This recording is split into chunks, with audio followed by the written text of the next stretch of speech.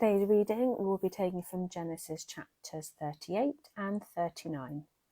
Chapter 38. At that time, Judah went down from his brothers and visited a certain Adullamite, whose name was Hira. There, Judah saw the daughter of a certain Canaanite man named Shua. He took her and went into her. She conceived and bore a son, and he named him Er. She conceived again and bore a son, and she named him Onan. She yet again bore a son, and named him Shelah. He was at Chezib when she bore him.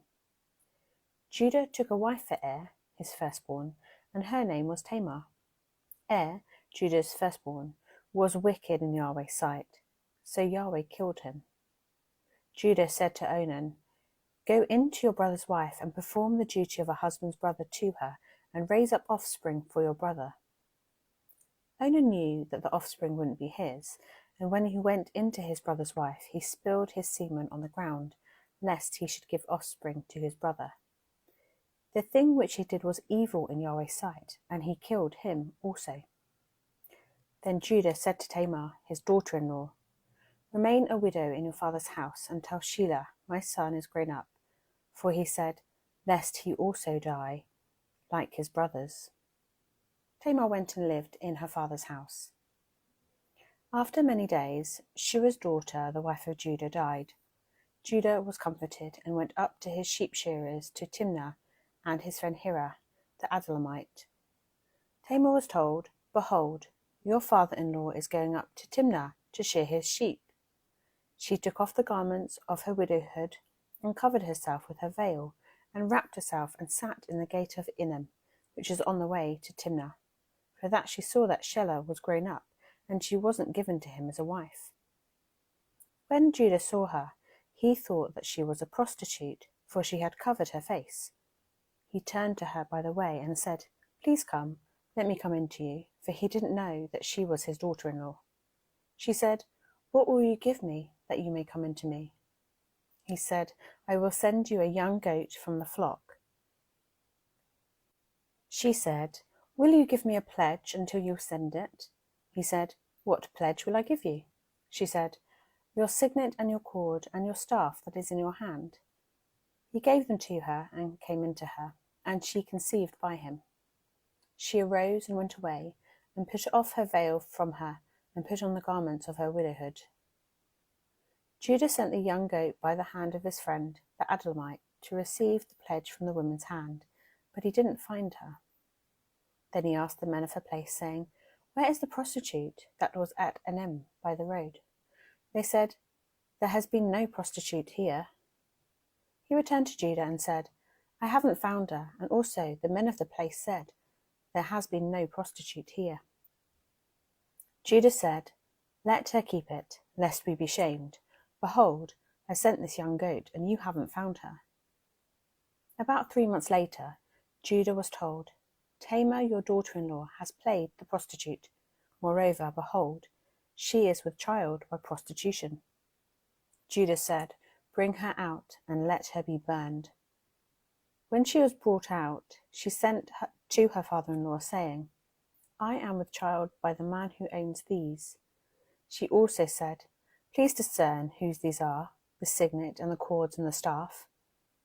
Judah acknowledged them and said, "She is more righteous than I, because I didn't give her to Shelah, my son." He knew her again no more.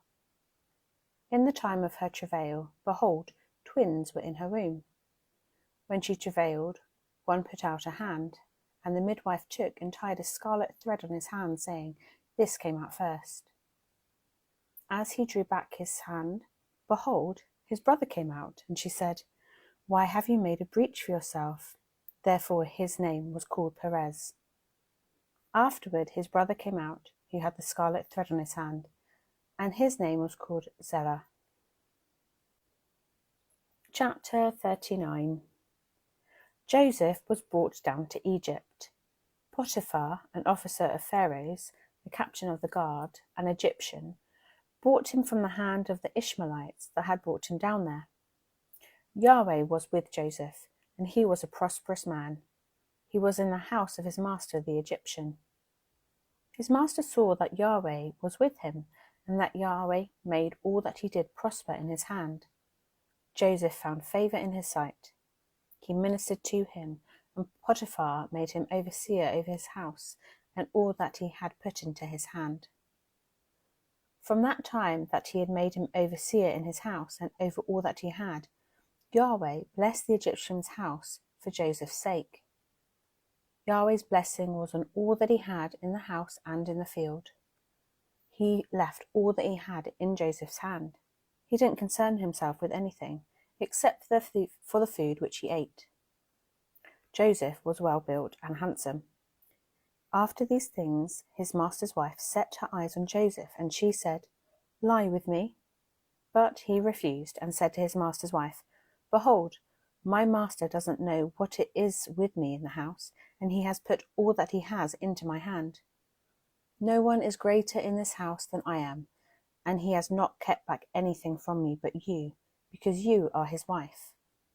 How can I do this great wickedness and sin against God?" As she spoke to Joseph day by day, he didn't listen to her, to lie by her, or to be with her.